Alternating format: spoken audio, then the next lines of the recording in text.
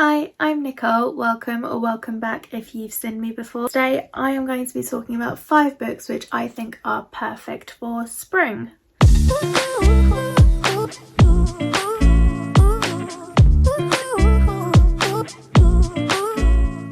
I've never done a recommendations video before, but I wanted to talk about 5 books in particular, which after I read them I felt almost renewed. Spring to me brings like a freshness and new life, and with it like the promise and hope of new beginnings, which I think the world needs right now. I know I need that right now.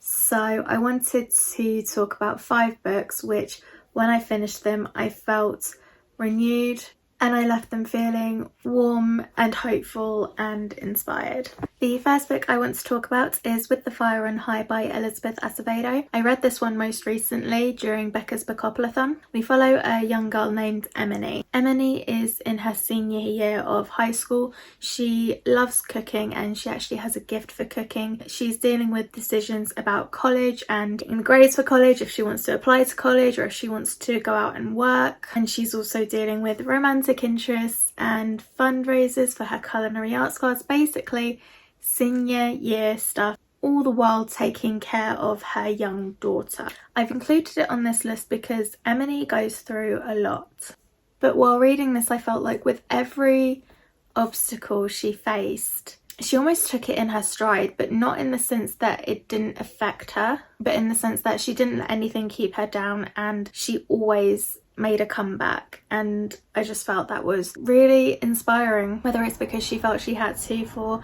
her daughter or whether that was just her. I really enjoyed how focused she was on the future, but also how she wanted to define her own future and not have her future defined for her. The second book I want to talk about is You Should See Me in a Crown by Leah Johnson. You Should See Me in a Crown follows a young girl named Liz. Liz's dream is to escape from her small town and go to an elite college.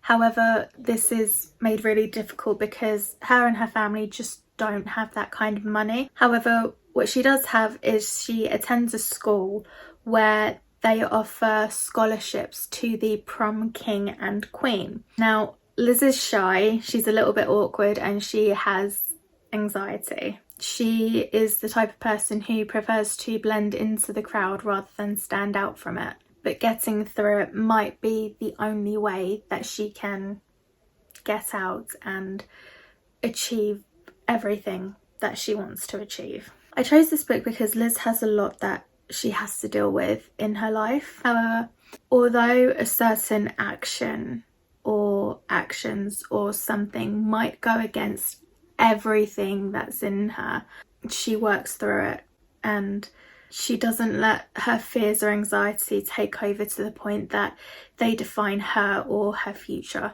The next book that I put on this list is Dumplin by Julie Murphy. In this book we follow a young girl named Willowdean Dixon who has always felt comfortable in her own skin. Willowdean describes herself as fat, and her only thoughts on bikini bodies are, if you have a body, put a bikini on it. She then meets Beau, who she is very interested in, but she is more than surprised when he indicates that he likes her back. And this is to the point where she actually starts to doubt herself. And then she decides to enter a local beauty pageant. This, if I remember correctly, is to challenge the social norms of what society considers beautiful. I've put this on the list because even though you might feel completely comfortable in yourself, there can be days or months or weeks or just an event which sets you back. But confidence is something that you build. Somebody is always going to have an issue or an opinion, even when it's not warranted or welcome or necessary or any of their business.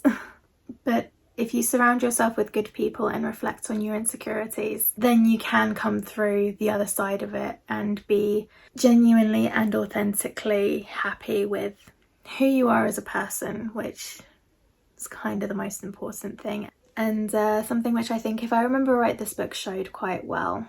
The next book I've chosen is I Want to Be Where You Are by Christina Forrest. This book follows a young girl named Chloe who really wants to go to dance school. However, her mother quite emphatically says No. But does that stop her? Absolutely not. Instead, she devises a plan to trek 200 miles to the nearest audition, and this audition could make or break her dreams. Clearly, I put this on the list because it follows a girl who isn't afraid to go the distance, quite literally. And while the journey isn't smooth sailing, she learns a lot along the way. The fifth and final book we have on this list before I get to a couple of honourable mentions is Simon versus the Homo Sapiens Agenda by Becky Albertalli. Okay, so at this point, who hasn't heard of these books? In fact, who hasn't heard of any of these books? I'm sure you have, this is BookTube. But so as I'm sure you all know, we follow Simon through his time at high school. Simon is harbouring a secret from his friends, his family, everyone around him, and that secret is that he is gay. He ends up emailing back and forth with a boy at school who calls himself Blue. Simon and Blue divulge all of their secrets under the promise of anonymity. However, one day those emails get leaked and Simon now has to deal with everybody knowing his secret. I chose this book because Simon goes through something that a lot of people can't imagine or probably wouldn't want to imagine. I think, you know, in life, unfortunately, some people secrets slip out and it sucks. But I can imagine having somebody tell the world your sexuality before you're ready for that is awful enough as it is, but in this book it was clearly a calculated and malicious move on that person's part. And so we follow Simon through all of this and how it potentially affects the relationships with his family and his friends. I chose this book because it shows that sometimes people can put you in really awful and crappy situations that are completely unfair and you just don't deserve. But it also shows that you can come through it and you can come out stronger. And is that right? Should you have to? No, absolutely not. But life and people can be cruel, and whether somebody's going through the same situation or whether it's a different situation with similar aspects, again, I feel like this book shows that it doesn't have to define you. And as I say, I just wanted to do two quick honourable mentions. The first one is Eliza and Her Monsters. This is an emotional book.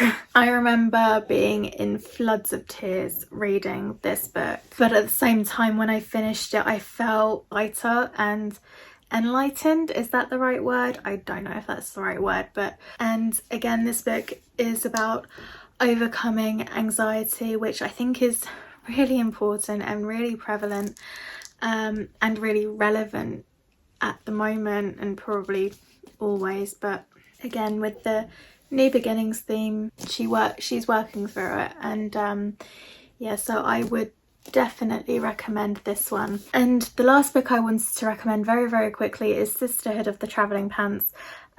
Purely for the friendship feels. I really enjoyed that book. I read it, must be 2 years ago now, because I read it on a beach in Cyprus. And while I'm at it, I might as well recommend the movies for the Sisterhood of the Travelling Pants, because again, it's just all the friendship feels and I love it so much. These are the 5 recommendations that I have for you today. So that is it for my springtime new beginnings type recommendations. I'm always looking for books which leave me feeling warm, inspired, renewed, hopeful, all of that, everything that I've said. So if you know of any, or if you agree or disagree with any of the ones that I have mentioned today, please let me know. I will be really interested to hear your recommendations. I'll be really interested to hear what you think of my recommendations. And if you agree or disagree, let me know. But that is it for today. Thank you so much for watching, and I will catch you in the next one. Bye!